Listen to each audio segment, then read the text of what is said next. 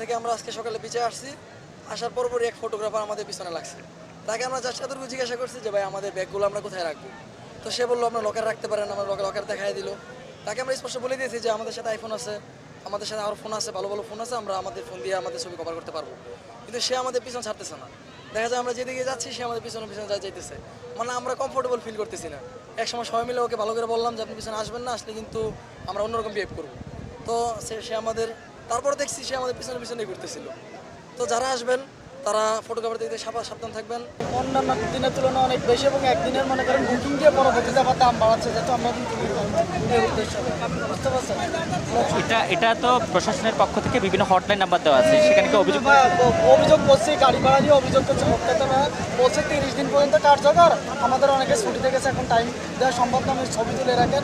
আপনি একটা hotline number দিছে এবং ওইখানে আছে যে একটা পাঠাইছে, লিঙ্ক পাঠাইছে, ওই লিঙ্কে আবেদন করতে বলছে। তা আমি বলছি ভাই এখনই যদি কার্যকরী স্টেপ না নিয়ে যায় তাহলে পরবর্তীতে নিয়ে তো লাভ নেই। তার মানে আপনি অভিযোগ করেও প্রতিকার পান নাই? জি জি জি, আমি অভিযোগ করেও ভোক্তা অধিদপ্তরে অভিযোগ করেও প্রতিকার পাই না। 16121 নাম্বারে ফোন দিয়ে আমি বারবার 5 মিনিট পরে তারা ফোন রিসিভ করে আমি প্রতিকার পাই না। কোনো ধরনের প্রতিকার পান নাই? কোনো ধরনের প্রতিকার করছি যেহেতু সিজন অনেক মানুষ, এই জন্য সব জায়গায় দাম বেশি। হোটেল ভাড়া থেকে যেখানে আমরা নর্মালি যদি নন সিজনে আসতাম তাহলে সেখানে 1500-2000 টাকা হতো, সেখানে আমরা 2 দিনের জন্য আমাদের প্রায় 15,000 টাকা লাগছে। তাই হোটেলে ঢুকলাম, খাবার দাবার একটা দই 50 টাকা, দই নিয়ে ফেলাইছে 120 টাকা, এরকম খাবারও সিন্ডিকেট সিস্টেম। আবার জিজ্ঞেস করলে বলে তো ভাই এগুলো এরকম প্রাইস এখন সিজনাল, ওদের এটাই বলে। আর প্যাকেজ নাকি ওদের এগুলোই। আর নিরাপত্তা নিয়ে হচ্ছে কোনো প্রবলেম নাই, যথেষ্ট পরিমাণে সেফটি আছে, কোনো প্রবলেমও হচ্ছে না। যার যার মতো করে সবাই আসলে ঘুরতেছে, এখনো অবধি আমরা কোনো প্রবলেম দেখি নাই যে বলবো।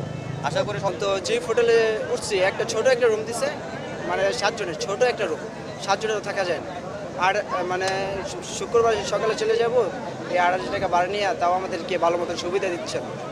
মানে তাই মানে দূর ব্যবহার করে, অন্যরকম বলে। কক্সবাজার ঘুরতে, তখন যখন ছবি তুলি তখন একটা ছবি জায়গায় 10টা তুললে একই রকম ছবি, তখন এটা এখন তুলনায় অনেক বেশি নেয় ছবি থাকে। তো আমরা চেয়েছি যে যাতে ছবিটা কম নেয় তবে আমরা সবাই ছবি তুলতে পারি, এটাই দাবি করতে সুবিধা হয়ে গেছে। আপনার বলছে যে ইচ্ছে মতো যে কয়েকটা ছবি তুলবেন সেভাবে টাকা নেবেন, কিন্তু দেখা গেছে যে এরা 2-3 হাজার ছবি তুলে ফেলছে। সেজন্য আমরা এবার ছবি তুলে নিই, নিজেদের ক্যামেরা দিয়ে ছবি তুলছি।